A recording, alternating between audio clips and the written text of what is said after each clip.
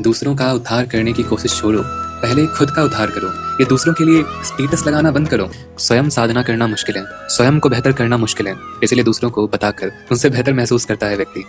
एक व्यक्ति ने भागवत कथा सुनना शुरू ही किया था, मोह माया के परे उस सत्य के बारे में पढ़ना और जाप करना। अब जैसा आमतौर पर होता है, जितना ध्यान व्यक्ति को अपनी आध्यात्मिकता पर नहीं था, उससे अधिक ध्यान दूसरों के सांसारिकता पर रहता था कि देखो उन्हें कैसे अपने जीवन को व्यर्थ गवा रहे, हरि भक्ति नहीं कर रहे। वो सबको समझाता रहता, डिबेट करता, हरि भक्ति करो, नाम जपो, भागवतम सुनो। कोई सुन ही नहीं रहा था और ना वो अपने आप को बोलने से रोक पा रहा था। उससे देखा ही नहीं जा रहा था लोगों की सांसारिकता।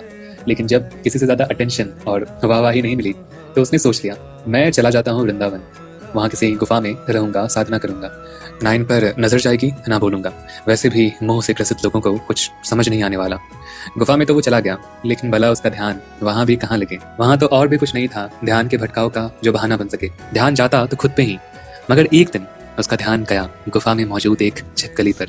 वो अपने रोजमर्रा के जीवन में मगन थी, कीड़े पकड़ रही थी, अपने काम से काम रख रही थी, लेकिन व्यक्ति से कंटीन नहीं हुआ। उसने छिपकली को ही सुना दिया, कब से देख रहा हूं तुम्हें, कीड़े खा रहे हो, अरे सात्विक भोजन करो, हरि भक्ति करो। मुझे देखकर कुछ सीखा नहीं क्या?